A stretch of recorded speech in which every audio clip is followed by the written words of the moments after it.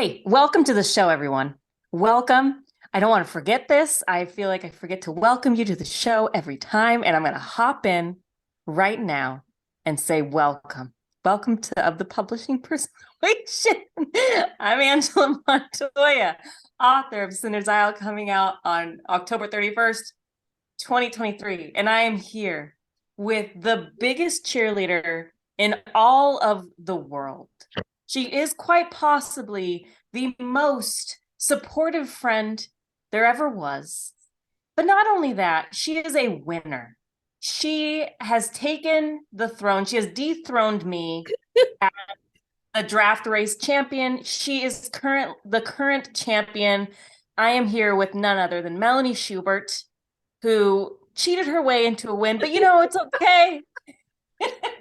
Melanie, welcome to the show. How are you feeling? Congratulations. You have just finished your millionth book. How do you feel? I feel great. Like, it was such a rush. I mean, did I cheat or did I start from scratch when you were nearly finished? I mean, it depends which way you frame it. Is my project like 40,000 odd words less than yours, being a middle grade first draft? Yes. But I mean, details, my friend, details. No, I give it to you because at the end of the day, you still wrote a whole ass book. And it's, what is it, 20K words, 15? What is it? 20.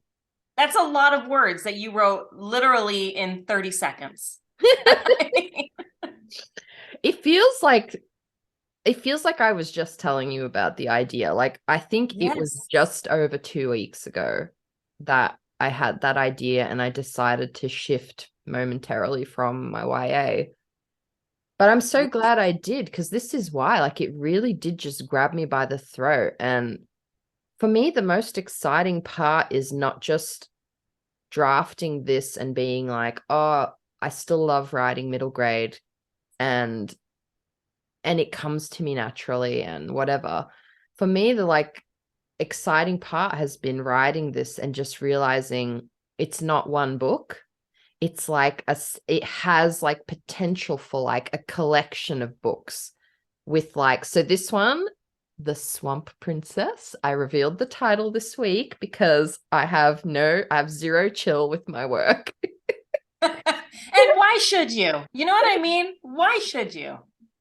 Or in the end, we're kind of like, I don't know, coming into this industry, I had this oh, we've got to be secretive mindset. But I feel like the more secretive you are, the more I don't even know what. It doesn't feel good to be secretive about it anyway, sometimes. Sometimes it's necessary, but other times it's if another book exists out there, because I think it comes from there, what if someone sees it? What if someone takes it? I'm like, well, then there's going to be evidence that I posted about it this week. So just try. I see where you're going with this. That is genius. Yeah. We can look back at the date. Actually, I just saw Claribel Ortega, literally something. I honestly, I just in passing, I saw something about that where they compared Witchlings, her amazing middle grade, to another book. Really? And she was like, no, look at the receipts. I posted this many years ago. So yeah, apparently it's helpful. I mean, honestly. What else was I going to tell you?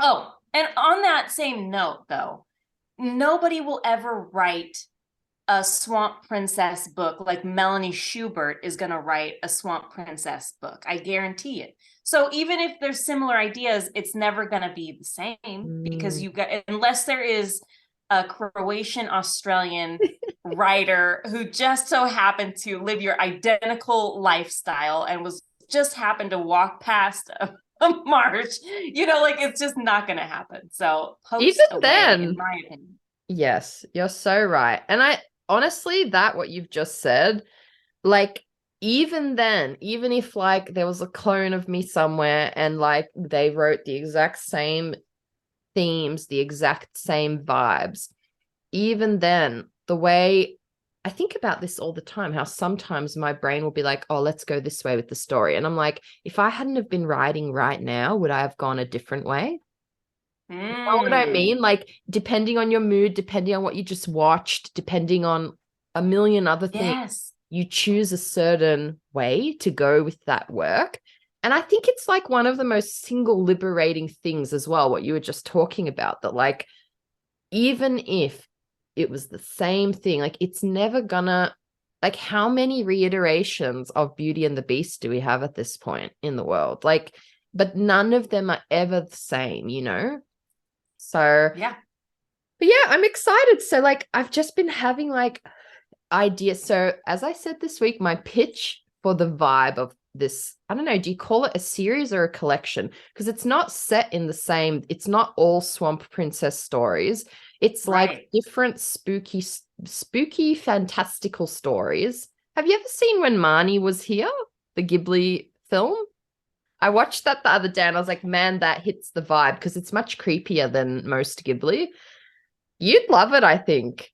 When I say creepier, you still feel like a sense of like the primary thing is like fantastical. And I think that's what made me think of it just then. But yeah, so a bunch of stories just like in different settings, swamps, maybe the jungle, maybe a spooky old house.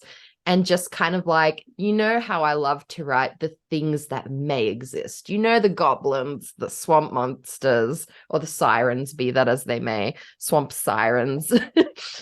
So I'm excited to like feel this idea out and see what comes from like leaning into it more and seeing. I've had a couple story ideas already. It's just like I need a clone of me to draft them all as I think of them, but it's exciting we to better be.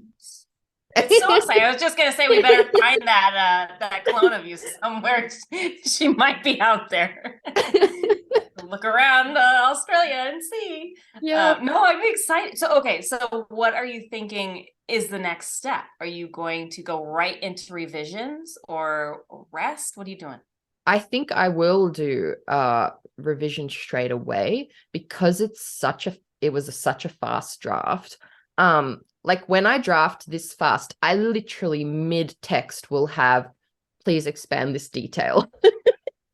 Yeah. Or like, yeah, that's good. For me, the slowest, like one of the reasons I was able to pull off drafting this so fast is I've caught one of my slow sides, and my slowest writing thing is descriptions. It takes me like all day I could sit and describe the one cupboard. And even then it might be one sentence. Like I'm so slow to get it how I want.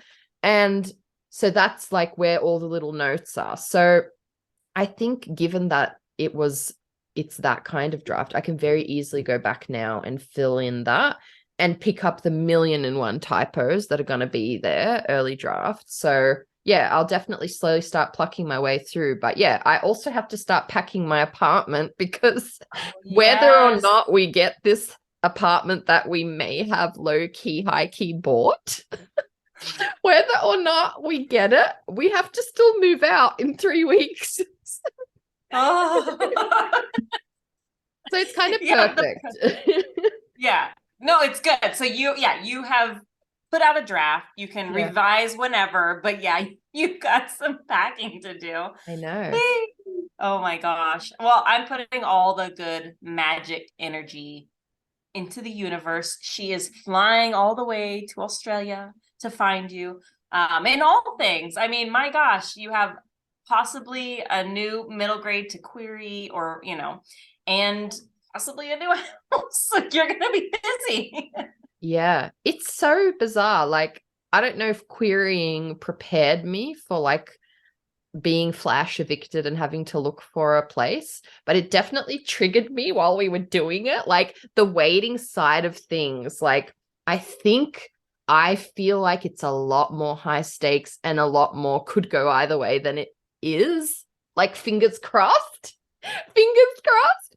But like, yeah, in a weird roundabout way, it has prepared me. But like, so there's like, it's one of these big seasons of change, you know? And it's exciting. Some days it's been disorienting. And like initially when we got evicted, I was like in tears because I was like, this was not part of the plan and whatever, but you pivot and it could be a blessing in disguise. So yeah. How about you? How are you feeling on your working project? I know it's hard to be the loser. Well, yes.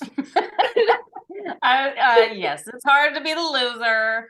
But I feel like a winner in my heart because basically I forced you to finish that, middle grade. You did. So really, really, who's the winner here? No, I feel good about where it's going. Like I think I keep telling you I'm like halfway through. Yeah. I think I've told you that the last few times we talked about it. But but I am like in that middle mark, but I know where I'm going. Oh, hang on, you froze. I don't know if you can hear me. I'm going to text you because I think you can't probably hear me. Can Melanie? you hear me? Hello? Yeah. Yes. Oh, there you are. I was just texting you to see if could you hear me? No, and I just kept talking. And I was like, wow. And you totally froze. But I was like, okay, I guess she's really into what I'm saying. Was I like intensely listening in that moment? Yes. I was like, that bitch is not even blinking. I was like, dang, I've got her. I have got her here. She is hooked. No, but with the new book, I'm working my way through. I know where I'm going ish, and I'm feeling excited about it. So I'm just kind of weaseling my way through. Yeah. So we'll see. I'm kind of just like in the back of my mind, I know I will be getting edits for my second book. So, like part of me is trying to like rush through. And then another part of me is like thinking of my second book and all the things I already know I want to tweak. Yes. So I'm just kind of like, I'm just climbing and waiting, but still trying to get through.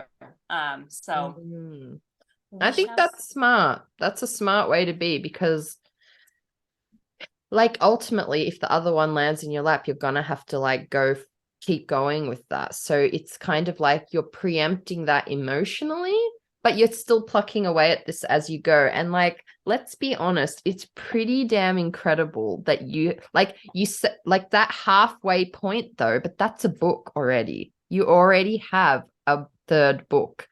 And yes. I think like the level of excitement and how much you fleshed it out, no matter when you go back to it, I think you'll be able to get back to that one anytime, It's got its heart and soul there. But I like selfishly, I am excited for you to get back to the vampy one because like my heart misses my vampy darlings. I'm so like giggling that this has come up right now. I'm going to tag you in something from ages ago from the podcast and you're going to die. It's like, oh gosh, this is a scary thought. I can only imagine. you could probably guess given like, or maybe not. Because I had forgotten about it and I was scrolling through because I did the Ryan promo for Para's book. Which if this comes out before our giveaway, there might still be a chance. And if there's not, I'll cut that out. But you might still be able to enter our giveaway. But if you can't, you can appreciate my fine form as your bookish boyfriend, Ryan. Anyway, Para was like, red needs to be your next color. And I was like, oh, actually, I go back to red henna so often. That feels like my natural to me. In between my color adventures, red henna is kind of my go-to because I love that it's natural and whatever, makes my hair shiny. So I was trying to find a picture. All of this is to say, I was trying to scroll back and find a picture of me when it was short like this and red. And along the way, I found this particular glorious image which I had completely forgotten about. It was very early Angela and Melanie podcasting gloriousness. And I was just like, this is surely one of the moments that cemented in my mind that like we were gonna be the best of friends forever. Like I was just like, if your friend does this, you're gonna be good friends. Like oh man, okay, please share it as soon as we get off with this because I have to see what it is. I will. Oh man. I'm Please. just like cackling since then. So it's gonna happen, and your day will be blessed. And our day was blessed today talking to Cecilia. Like, seriously, it was my segues are on point today. I just have to say. Yes, I have to say, you have been on fire with your segues. Like, you were hitting today. And that right there, beautiful. Gold. If we will win an award on this podcast, and it will be an award for segues by Melanie Schubert. So good. I feel like, and I like that you stopped your segue to brag about yourself. I was gonna say, like, is there a point of having a fabulous segue if every time I stop to congratulate myself? It's just my mind, as you know, can be like all over the place. So when I actually have a segue that doesn't just sound like, well, yeah, blah, blah, blah, I'm just like, yes, I did it. Just stop and give yourself praise. I think we don't praise ourselves enough. Segue, whatever, we already forgot about the segue, but let's just take a second and to remind yourself, dear listeners, Melanie, when you do something good, just go ahead and give yourself some praise. You know what I mean? Good segue. Hey, stop what I'm doing, everybody. I did a good segue. Maybe we'll just have to stop every time from now on to celebrate. I mean, you know what? I think we do. Yes, I think it has to happen. If we do anything good on the show, we just have to stop and brag about it. Because most of the time, we're just BSing our way through the entire thing. Yeah. But when Chaos. you do it right, hey, we got to stop and give ourselves a pat on the back. So good job. Yeah. So speaking of good jobs, we did a very good job. Well, it wasn't us, was it? It was Cecilia. Cecilia did a very good job of bringing the energy that I'm just cackling because somehow I made it work, and we both know. Okay, back in the zone. No, it was just like she just brought the good energy with her, and like, to be honest, I was very emotional when she was talking because it's like so unexpectedly wonderful that this podcast is that for other people. Like, I know there's been weeks where like I would feel down and shit, and then I would be editing the podcast and I'd be like, no, you can do it. And like podcast Mel will just be glaring at me, daring me to give up, like, don't you dare, bitch. And just to hear that is something for someone else that could make them feel hopeful and joyful about the community, I'm just like, that's beyond anything I could have hoped for, being part of this industry. And she was so gracious to share that with us, because I think sometimes you just keep doing the thing, and I would not have had a clue that she listens to us when she's cooking at night. Like, I wouldn't have known that it meant something to her. And like, sometimes that verbal affirmation is so encouraging to hear. Yes. Well, you heard it here, folks. Please say nice things to us. We need it. No, but it's true though. I mean, and we even, mentioned it when we were talking to her, like, this podcast has been a light for you and I. And so just knowing that something we're doing that we're enjoying and loving and getting to chat with other writers, just knowing that also is a light to other people is so, so special and beautiful. And honestly, like, publishing is such just a hard business. Yeah. You just think about querying, like, like you can. Yeah. You can't compare it to like trying to purchase a home. It is that hard. Mentally, it is taxing. And so there's so many like dark, hard, heavy things in publishing.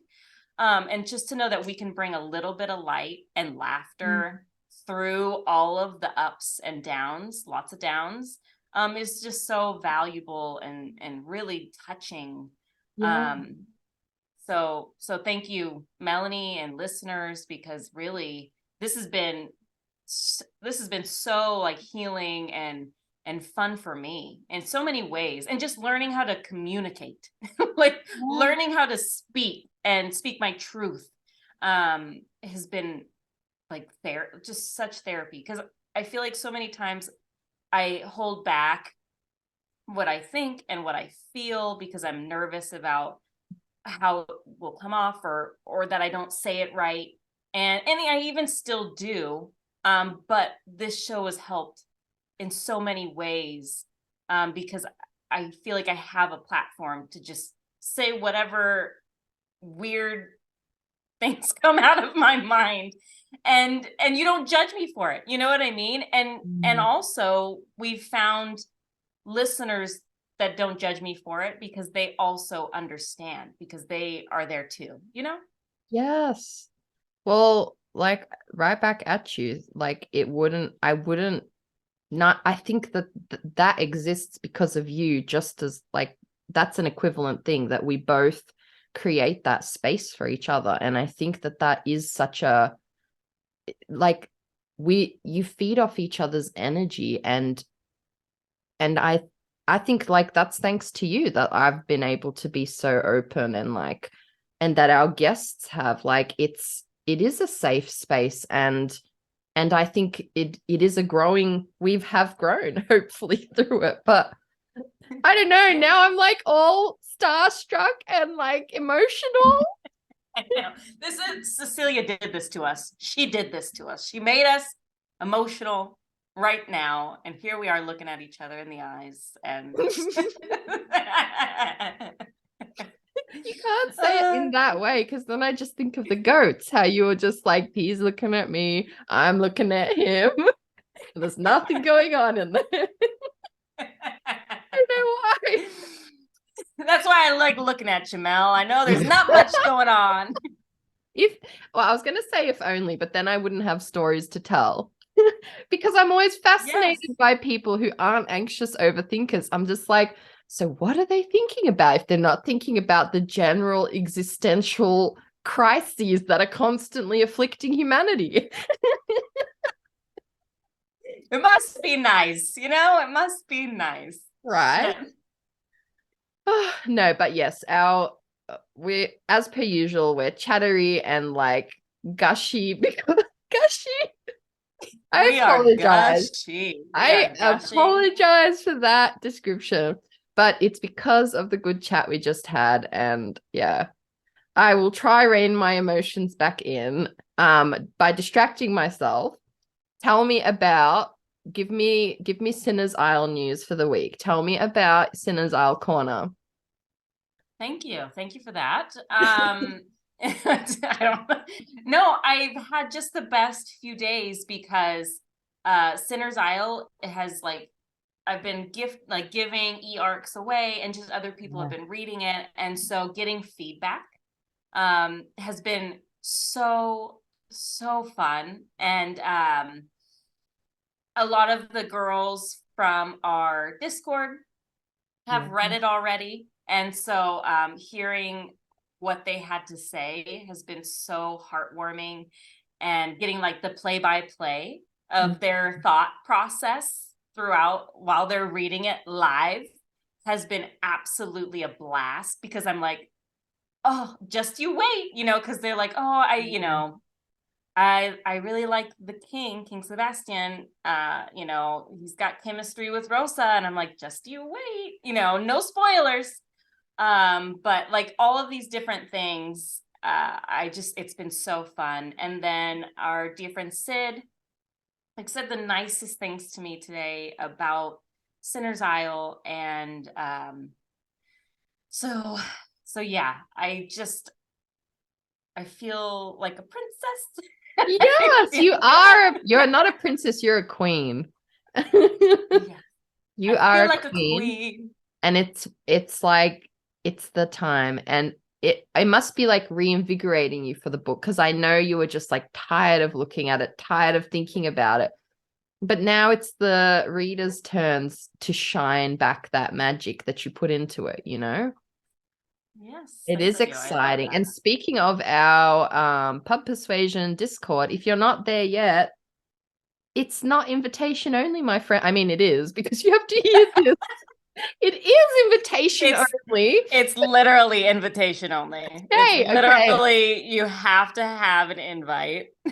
Okay, you have to have an invite, but if you're hearing this, you can slide into our DMs at Pub Persuasion and join the chat. Join our ranty chats and our sprints. Actually, those sprints were like so helpful. You know, like they just really unlock. I didn't know what sprinting was really before. Like even when you would say to me early on, and we like did remember when we did a live sprint? Yeah, we really did something on that live sprint. We just talked for like 2 hours and sprinted for 10 minutes. The problem is every time I would look up, I'd see your face and I'd want to laugh, especially because sometimes I'd look. Oh, thanks. Thank you. I appreciate that. Especially because sometimes you'd be in the corner of the screen just like knowing you would like sense that I was gonna look up. So anyway, I digress. Come join our Discord. It's pretty cool. Sprints are cool. They help us get books done when they feel like they can't get done, you know? Mm-hmm. Absolutely. And just the discussions that happen in the Discord are absolutely beautiful. It's such a supportive community. So if you're not a supportive person, you're not allowed in. The invite is revoked. You have to be perfect. No, do you know what? Like before you went there with you have to be perfect. I was like, I was so on board. I was like, yes, you're right. Like, no, but like we were talking about this the other day about like, because we talk so much about writing community. I've been thinking lately, like, what do I wish I could have told myself? Like starting out, going into the community. I've been thinking about like writing red flags, like community red flags and community green flags. And I thought it would be cool if we chat about it a bit. Like, since for once we haven't, I'm like, we have some minutes. We have some minutes. Okay, let's go. Apparently, I have an alarm set to go off now. I'm like, that's not going to help us. It's one of those humorous alarms that like I have a reputation for breaking things in the house. And so my husband sent me this alarm that like Hulk hands break everything. Hulk hands be gentle. That's the alarm that just went off. Anyway, sorry. The ADHD force is strong today. So I want to pick your brain first. Community. You're so good at making community. You're so good at drawing your community in. What are some of the things that like that draw you to good community that's going to grow and expand your network in a healthy way? And what are things you look out for to avoid in writing friends and community? That's a good question. I think honestly, I mean, a lot of it is just like a gut instinct of like, oh, okay, if things feel forced, then I kind of just pull back. So if the friendship feels like it's not genuine in some way, or it's like pulling teeth to like want to talk to each other, then there's not really a point. You know what I mean? Like I look for someone or a community that is going to fill me up as much as I fill their well up, or whatever it is. Yeah. And I really feel like the writing community at large is really such a beautiful, special place. But when you do feel like someone maybe is only talking to you because there's maybe an ulterior motive. #clout chasers. Which I didn't even know that word until you Empara educated me, but yes. Welcome to American culture. No, and it's not even that like I'm or we or any of are so important that it's like, oh, of course they want something from me. It's not that. It's like it's not a like a give and take of Mm. I don't know how to I'm sure you No, can explain it better, no, you but you know explained what I it mean? perfectly. That energy of like, it's somebody that's just there to extract something from you, not because they they don't want to genuinely connect, like you said. Like it feels, I think that what you said at the start is like so important, that energy. Like I think when I think back on like very early writing friendships that I had that I don't have anymore, like if there is something about that energy that when you connect with that person, it shouldn't feel heavy and like grisly inside. Yeah. That is the giveaway, because if it's starting to feel heavy, if it's starting to feel yucky, and I'm not talking about like, you can get feedback that feels heavy at the start and you're like, oh my gosh, like, do they not like my work? But like, you have to learn to tell the difference. What's hurting my pride and what's hurting my soul? Like what Mm, feels heavy and wrong?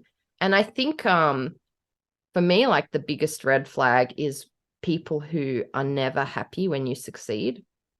Any bit of mm. success, it's like somehow that negatively, that's one I would like to say from the start. If you feel like your writing friends are just dumping their negativity on you, it's going to be very, very hard to chase this dream, Yeah. because and stay close to them. Because when you stay Yes. close to people like that, you feel like you can never share your joy with them. And you actually wind up diminishing your own light to stay close to them. That, or you have to deal with a barrage of kind of like their blow by blow hurt feelings of how they, because like you have to be able to separate it. It's not linear in this career, right? Like things happen at a Yes. different pace for different people. Completely different things happen at varying like strengths, not strengths, but like, you might start indie, you might get a 6-figure deal straight away. Like there's so different variants, and you have to be able to separate like other people's journey from your own, because it's not the same thing. And if That's you so can't, good. yeah, if you can't cheer No, I love for, what you said, the linear part. That's so yeah, good. because it's not. And like, that's what it comes down to. Like, for me, I like, this thing is hard no matter which way you look at it. And any success my friends experience, there is no point where I'm like, well, she's had enough. There Yeah. is no Yeah. point. I'm like, give me another New York Times bestseller, baby. I'm like, give me a 7-figure deal. Like, I just, and I think it's a mindset that's like so important to have, because it's hard, because your friend who's getting something awesome is struggling just as much as you in the industry. It's Yeah. hard. It is hard at Yes. every stage. So, No, that's so good. And like their victory or what good news does not diminish yeah, you or what you've got going on, because like you said, they're not linear.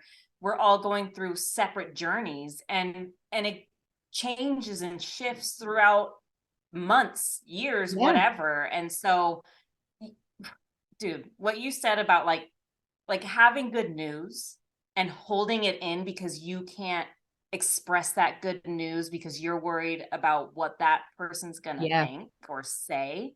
um we've all gone through it, I'm sure, and it Mm, sucks because you're like, oh, well then who do I tell this to? Because we were here to get, we're friends like that, yeah, we were on the ups and downs, and I was there for them when they had a good thing. So who do I tell this to? Because that we bonded through this experience. And so like I've noticed when I did have my book deal, a lot, not a lot, but a few friendships in particular, I didn't cull, but like it shifted. mm, The friendships shifted, and not necessarily in a negative way, but I understood that we're not as good of friends as I thought, because a good friend really is going to be there to cheer you on the yeah, loudest. And if they're not yes. on the bleachers screaming your name with a billboard in their hands, they're not really your friend. You know what I Mm. mean? And Oh, I yes, I know agree. it's so hard because we really do have friendships where one person's getting everything. Yeah. And you're like, oh my gosh, I want that too. But it doesn't mean that I want them to fail. It's just like, oh, I want that too. But it's not, I want theirs, or because they got it, I don't get it now. It doesn't work that way in publishing. So exactly that. And that's the thing, like it's nuanced, yeah. Because you can feel sad that something didn't happen for you, but it's the people who take it out on, like, who can't separate that. And it's all, I would just encourage people to find people who, like you said, they are screaming for you because they know what you're going through. And it only gets harder the more so ultimately those people are gonna have to cut off people, like you said, it's not cut off, it's lean away from that because it's hard, because you need people who are gonna still encourage. It's not like you get a book deal or you get into pitch wars or whatever and suddenly your journey is a walk in the park. It becomes more and more complicated, and you need your friends more than ever, realistically. So yeah, lean into the good energy is, I think, what we have gleaned from that. And yeah, I feel like we should have our listeners DM us, send in your red flag stories, and we'll read the best ones out loud. Tell us your red flag stories that you might have had, what people can look out for when they're building a community. Because I think a community is crucial, but yeah, we've got to look out for who we're keeping close. And now I see our time is ticking away, and I want us to actually get Celia's read her amazing bio. You're up this week. Okay, this is a person with 0 red flags. She's all green flags. She's a go, go, go. Okay, let me read Cecilia's amazing bio. Cecilia Vinesse. How would you say her last name? Vinesse, maybe? Vinesse. Yeah, that's what I'm thinking. It sounds Vinesse. Is an author of 3 YA rom-coms, all of which include copious amounts of yearning and coffee. She was born in France, but grew up between Tokyo, Japan, and Greenville, South Carolina. Her obsession with Nora Ephron movies led her to New York City, where she attended Barnard College and then worked in children's book marketing, all while living in an apartment furnished mostly by stacks of novels. From there, she headed to Scotland to earn her master's degree in creative writing at the University of St. Andrews. And now she lives in England, where she splits her time writing in a sky blue office, daydreaming in libraries, and holding horror movie marathons with her fiancée Rachel and their pup named Malfi.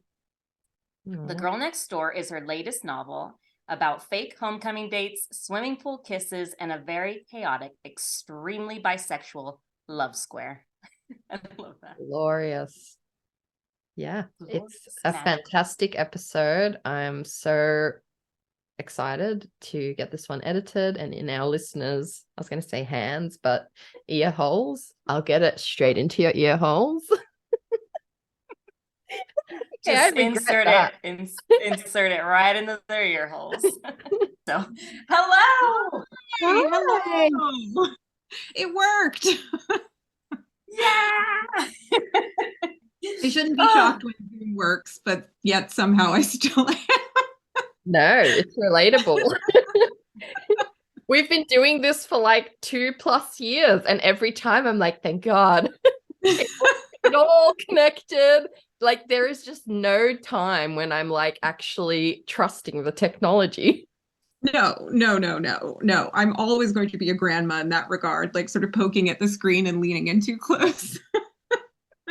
Yes, we do that all the time. I noticed when Melanie and I have a thing that we think is secret, we lean in somehow. Everybody can't hear what we're saying, so we have to lean in and really get in there. So. Yeah, exactly. Listen, we've got to be, moving on in the ranks in terms of generations. It has to happen eventually, so that's fine. We'll just enjoy it. Yeah, you know what? We've been through enough. Allow us this little moment of just not knowing what we're doing. It's okay. Oh, thank you both so much for arranging the time, and I know there's this has been a little tricky to figure out a perfect time to do it all. But I'm so grateful to both of you for being so flexible. I'm thrilled to be here. Yes, no, we honestly were willing to do whatever it took. Melanie, I think, is it 6 a.m. where you're at, Melanie? Yeah. So she's up. I actually have maybe I did this on purpose, but I have just the right time. I'm over here at 1 p.m., just had lunch. I'm feeling good. Perfect. We're representing every time zone and corner of the globe right now. Yes. Where in the UK are you? I'm in Cambridge, so I'm just an hour or so outside of London. Yes, very, very fancy, very flat. It's very flat in Cambridge, which is something I didn't know before I moved here. But yes, that is interesting because I just imagine like rolling hills and like knolls and. No, there's like asphalt and like flat fields. And a very flat gray sky, but very pretty buildings. So we've got something to recommend us. But there's some history there. Yeah, there is some history here. And there are a lot of people there's a lot of robes. Students and the professors wear like fancy robes. I don't have a fancy robe, but I can observe. I love that. I need to know about the ancient forests. Are they there? I have an obsession with the old forests in the UK. Oh no, you're asking the wrong person. The person who just told me it's completely flat. I'm like, tell me about the forests. I will get back to you about the forest. I'm more of a Scottish gal at heart. So my heart is in speaking of rolling hills, is in like the rolling Scottish countryside and the crashing sea and the the sort of the beaches and the I don't know. I don't even know how you describe it all. It's also different wherever you go, but it's very ethereal and magical. That's my jam. Very, very James Fraser sexiness.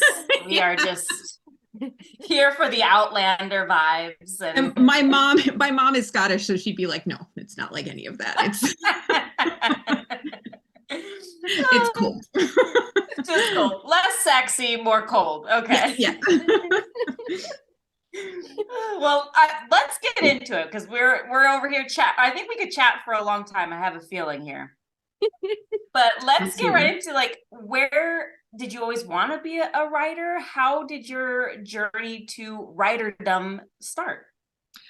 That's a really excellent question. So I was thinking about it, and I think writer, I don't know about writer. I don't know if that word gelled in my mind for a while, but I think storytelling has always been my love language in a way, if that makes sense. It was sort of how I communicated with friends and my sister and cousins, and it was just like making up stories. And because I traveled around and moved around a lot growing up, there was this feeling of this is how I will make friends. I will make the the kids on the playground come to me, and I will spin them a yarn, and and then they won't be able to let me go because I'm the one who tells the funny stories.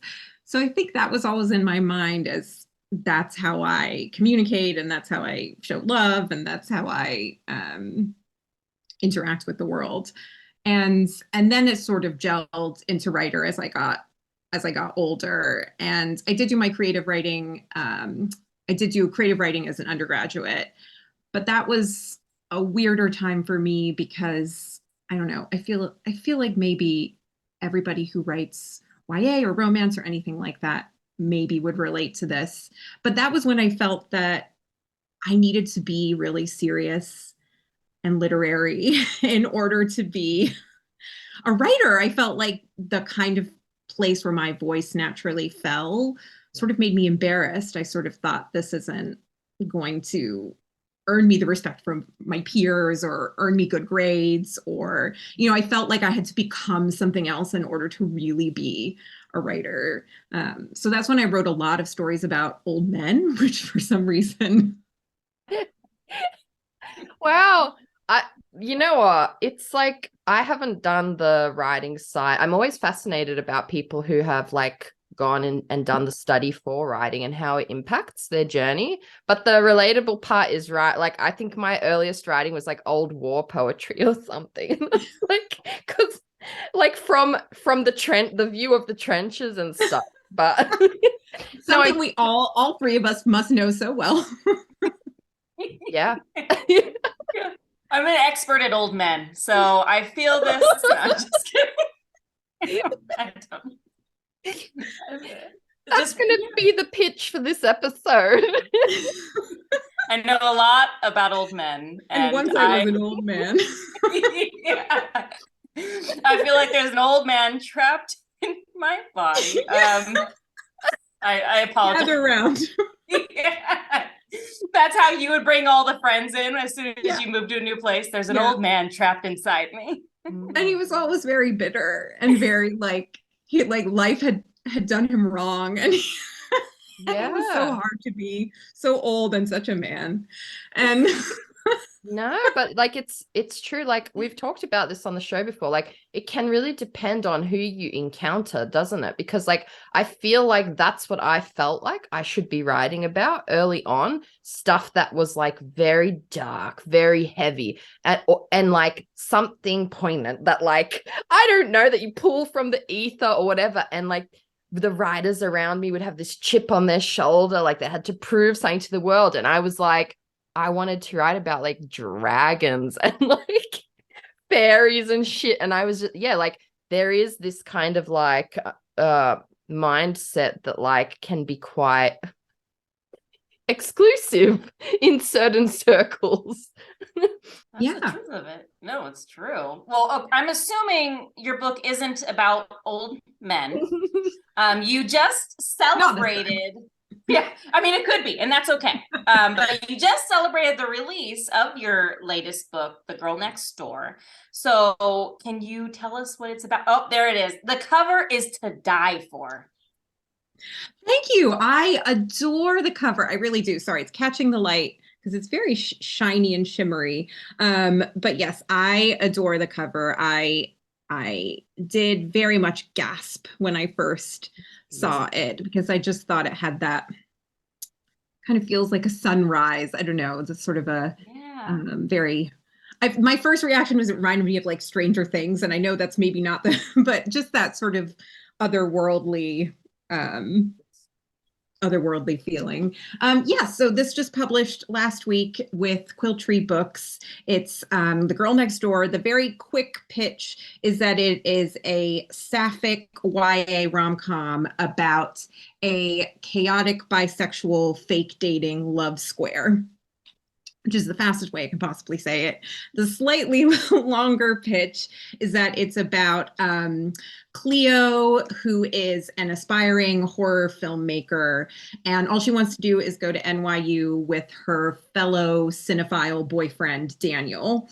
But then the summer before their senior year, Daniel dumps Cleo for Kiki, who's like the shiny, perfect head cheerleader that we all know from, teen movies of yore. And at the same time, Kiki is dumping Marianne for Daniel, and Marianne is Cleo's next door neighbor, who she is this ultra cool, like swim jock, Kristen Stewart vibes kind of gal. And Cleo and Marianne decide that they are going to fake date each other in order to exact some revenge on their mutual exes and maybe win their exes back, hopefully. But then, of course, it's fake dating. So it starts as not so real, and then the feelings start to get a little bit too real, and then maybe there's a happily ever after, maybe there's not. I don't know. You can probably guess, but that's the gist. Ooh, sounds amazing. Is it spooky vibes? There is definitely, that's really funny because my editor and I were both very intentional about not throwing the word horror around too much with it. Yeah. Because obviously that would, and that was also something with the cover is like make sure the colors are like nice and bright and romancy. So even though we're cautious about that, yeah, it's there's no horror in it. It's definitely a romantic comedy through and through, very, very joyful story. But Cleo is a horror lover from head to toe. She's got like the way I think of it is I didn't really know Cleo until I knew she loved horror. And I knew that she was someone who, from her perspective, sees life as like the goopier, the gorier, the bloodier, the better. And she's this badass who can survive all of it. And that's, even though she has like a very squishy soul, but that's not how she sees herself. And that's not how she sees the world. And once I was able to tap into that, I was able to play with that kind of contrast of, well, she sees herself this way, but actually she's in this really sweet tropey love story. And that was really fun to play around with. Excited. I love the like fake dating trope. You just can't go wrong with it. Now, was the trope, did that come first, or did you know the character? Because you mentioned that you didn't really know her that well. So how did the inspiration come? What led you to this story? I think so. I had kind of like a vague idea of, I knew who Marianne was, and I kind of knew the setting, and sort of knew who Cleo was, and I had an image of the feeling and the type of story I wanted to tell. But I think the fake dating thing came when, I mean, speaking of horror, not to talk about the year 2020, but that was, I had written drafts of this book before, but I'd not found my way. I'd not really found it. Do you know what I mean? Like I'd not found the right version of it yet. And that was when I think I just needed to go back to my most elemental, comforting, happy making things. And romantic comedies were definitely one of those things. And, you know, the tropier, the better for me. And really wholeheartedly leaning into that was getting rid of my the last vestiges of my, but you have to be serious, but you have to be literary, that feeling of needing to prove myself somehow as a real writer. And instead it was just like, no, I want the fake dating. No, no, I want the cute girl next door. No, I want the weird kids who make weird movies, and the big Hollywood style ending. And I just remember saying to my girlfriend at one point, well, maybe they're just fake girlfriends and maybe they just take revenge on their exes by dating each other. And my girlfriend was like, yeah, I mean, cool. That's the story. Just go write that. So that's the best. Sometimes just like saying it out in that burst of like your brain trying to connect the dots of the story it wants to hear. It's like that. I often find that when I'm ranting in the car to my husband, bless him, he gets every version of it. But like, that's when I might have been like grappling with something the whole time. I'm like, but where's it going to go from there? But as soon as I like go into storyteller mode, trying to express it to him, often like I don't even need the input, just trying to tell him the story. It just like poof, comes out. So true, though. Honestly, it feels like some of the easiest storylines that I've been able to produce have come from just speaking it out to friends. Yeah. And it's true, a lot of the times you don't even need to hear advice or ideas, but it's just like, oh wait, no, that wouldn't work. What if they did this instead? And it's like true, or getting the permission from somebody to just be like, yeah, do that. Like, oh yeah, I guess I could. And, you know, and I feel like there is this freedom in finally just being like, I love these things, so I'm going to write these things. You know what I mean? I don't have to put this pressure on my shoulders of like, no, I need to write this because I want to be taken seriously. Screw that. I just want to write something that is so fun so out there, has every trope I can imagine. And at the end of the day, people really do love that. You know, we're not alone in loving those tropes. So you mentioned that this was maybe the first book that you really released all of that. What are your other books? Are they vastly different from this story? They're not, no, not vastly different. I think so. They published in 2017 and 2018. So it's been a long gap between my last one and this one. They're both definitely YA romances. They're both definitely very joyful and uplifting, I would hope. Both very character driven and you know, have comedic elements. There's a definite lineage between them and what I'm writing now. But I think the thing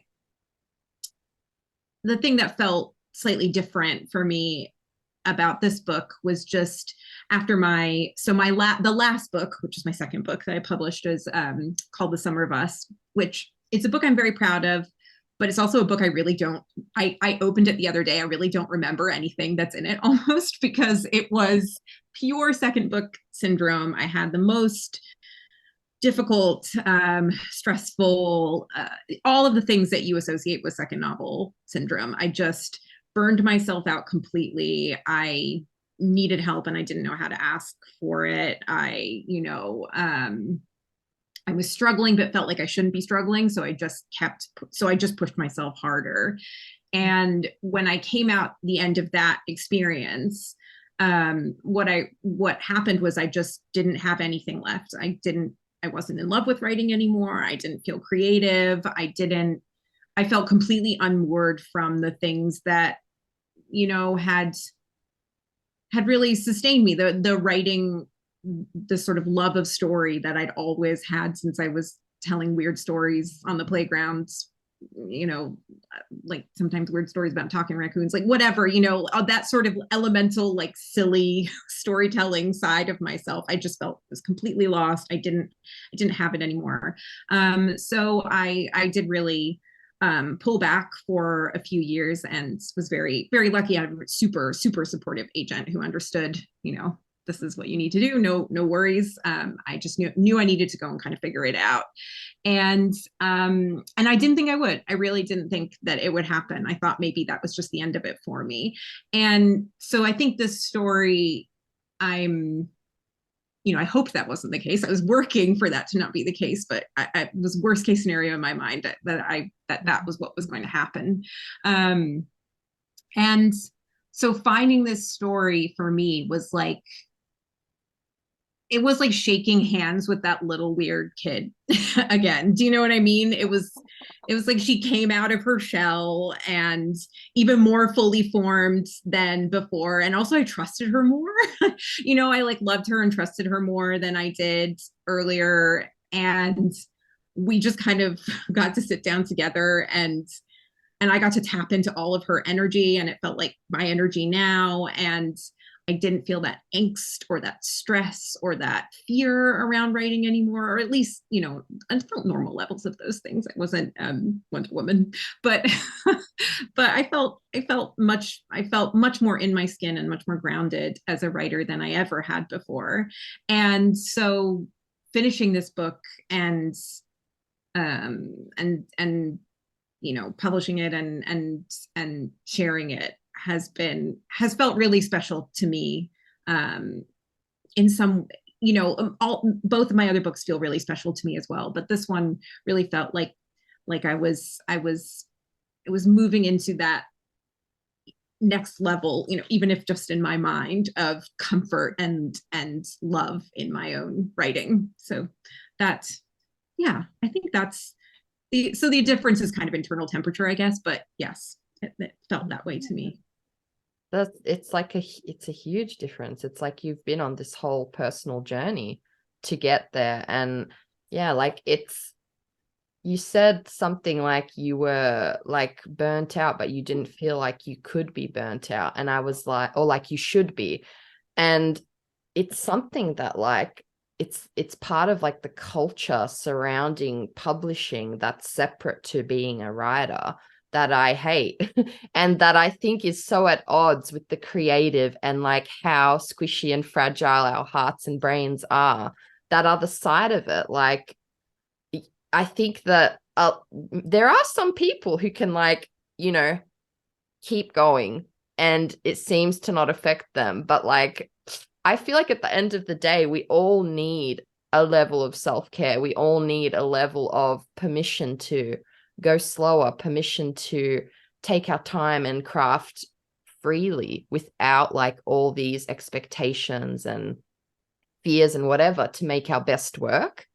And I like, you made me teary, just that image of you shaking hands with your old self, because it's like, it's a journey I've been on as well. It's relatable to me, your story. And it's such a wonderful feeling when you come to that place and you're like, I know me now, and I'm going to tell the stories that make me, that I would want to tell kid me, you know? It's beautiful. Well, I just quickly say, like, that is part of the reason I love your podcast so much, both of you, because I think you really dive into those, like, those struggles, but also that elemental love and that care and the things that connect us back to writing. Like, I always find your, you know, like, I listen to you guys a lot while I cook, which is really weird for me right now because I feel like I should be cooking, listening to your voices. I'm like, there's an onion that needs to be chopped. I love that so much. Like, I'm like feeling the stress of you know, not the stress, but like, I'm like, the food must be ready soon. But I listen to it then because I'm like, this is when I'm just going to cool down and connect and do something mindful and hang out with my pals, and they're gonna remind me of why we do this, and that we can always connect to that feeling still, even when everything else is incredibly challenging. So I really appreciate both of you for putting it out there in the world. It is felt. I got chills and all the feelings. It's so, thank you. Honestly, thank you for saying that, because it is something Melanie and I like keep going back to constantly, and why I do love this show, honestly, because there's so many outside voices and just shit in the world, and writing is hard, publishing's really hard, so to remind ourselves why we do it, and just like the personal growth, you know, like, again, what you said about like reaching out to like little U's hand, like, is so beautiful. But to me, that's kind of what writing has been. It's like this journey, not only as a writer, but as a human, and learning and getting to meet so many different kinds of people and different people from different backgrounds. That even makes you a better human. So so thank you for saying that, because it really is like the heart of this podcast. And you know, and here we are with you, and we're having a magical moment. So thank you for being three here. parts of the world. Yeah, which is so cool. Funny. Yeah, it's so funny. It's so weird to think about, but yeah, it's very special. It really is. Yes, it is very special to hear. And yeah, like, it's something you grow up hearing. Your vibe attracts your tribe, that whole mindset. But I don't think it's until very recent years in my life that I fully realized what that meant, that like I could lean into the core of me, and that there were people in this world that would not just like that, but would love it and celebrate it and want more of it. And it's quite startling to find out when you've spent, like, I wonder if that's the process of writing. Maybe at the start we're trying so hard to sound like other people, and it's like the process of finding our voice, our core, that's like the most important part of like finding your writing voice or whatever. But yeah. Thank you for saying that. Moving from old men onward, the writer's journey, like as far from like 19-year-old me as humanly possible into, and I think we all must have a version of that, trying so hard to be something where we're not, and then cycling back and going back to the most elemental version of ourselves. I think it's funny how that works. It is. And I love that we go from old man to sapphic YA. Yeah. You know what I mean? You have figured yourself out. You have come full circle. You are home. Yeah. I love it. Now, when that like idea came to you, what is your like writing process? Are you a pantser, a plotter? Are you both? How did you go? I've thought about this one a lot because I have no idea. But I think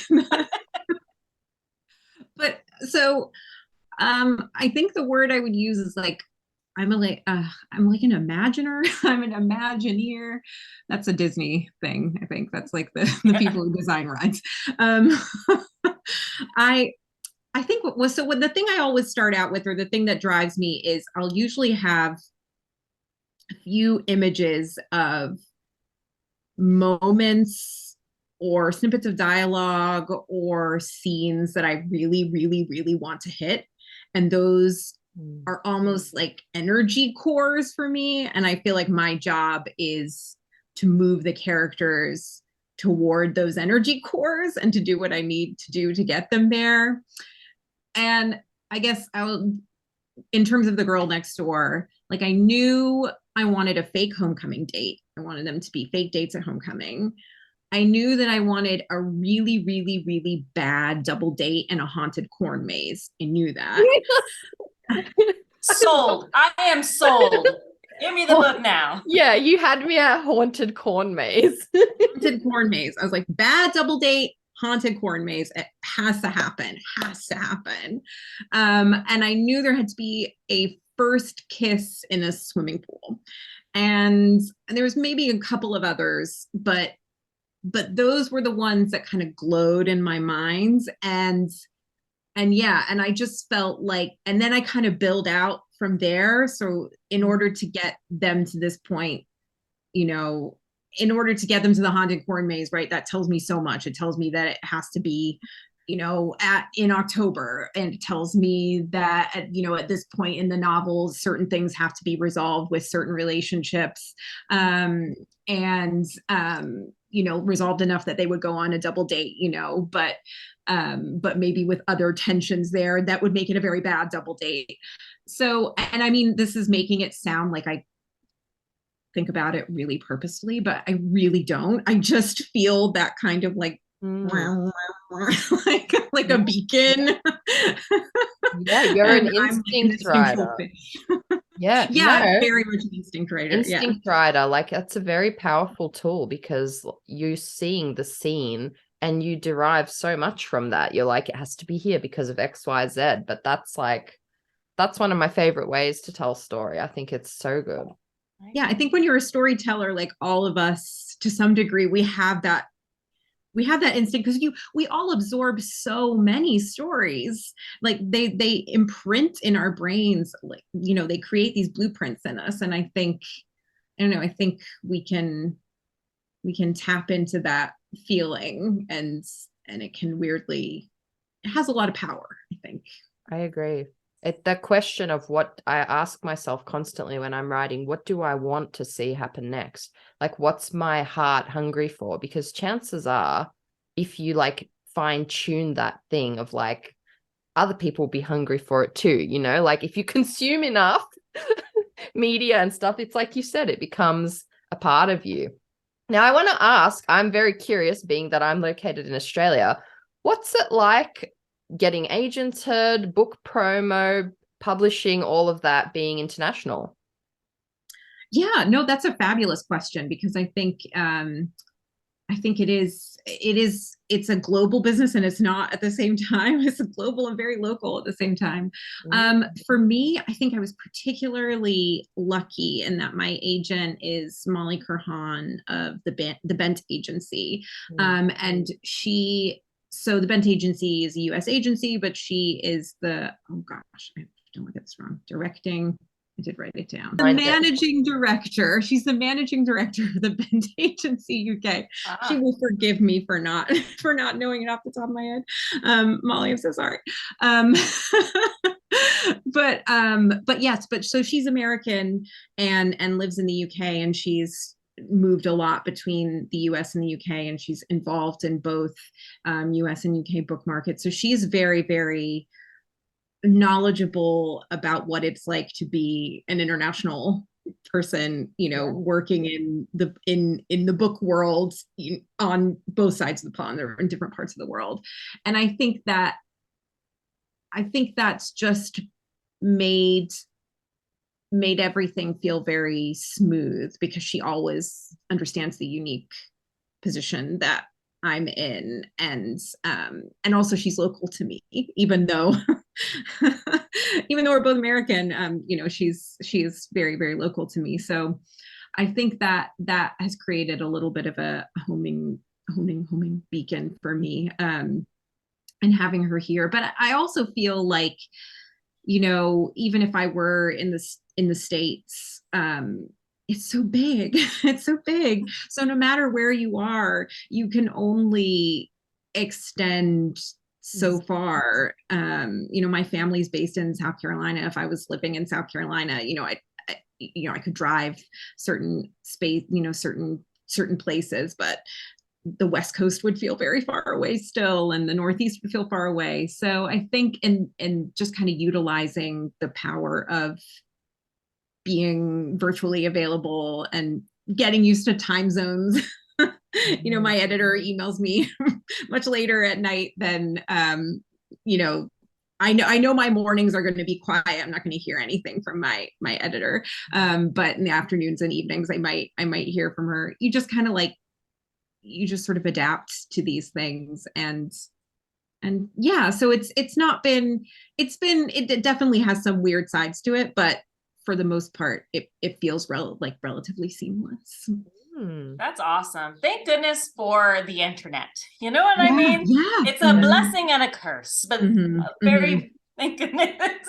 Yeah. Hey, we're here. We're all across the globe and we're chatting right now, which is a beautiful thing. And you must be used to just being up late and just chilling. So it worked for us. So we're happy. Now, we touched on a little bit about like one of the harder parts of your career. What has been one of the best things to happen in your writing journey?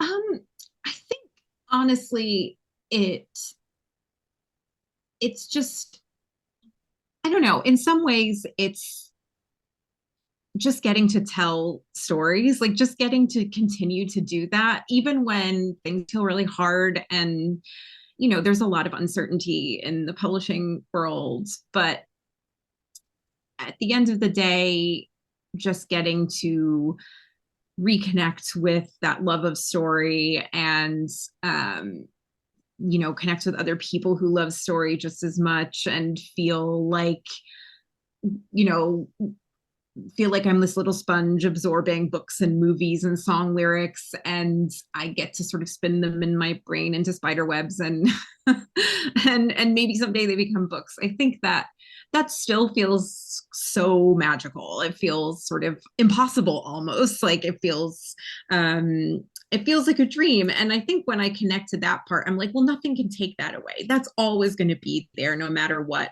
else happens in this world, you know, even if it's just for me at some point. But I think that's the magic of it, is telling those stories, and you know, finding other people to tell those stories to, and tell those stories with. Like that feels really snuggly and happy to me.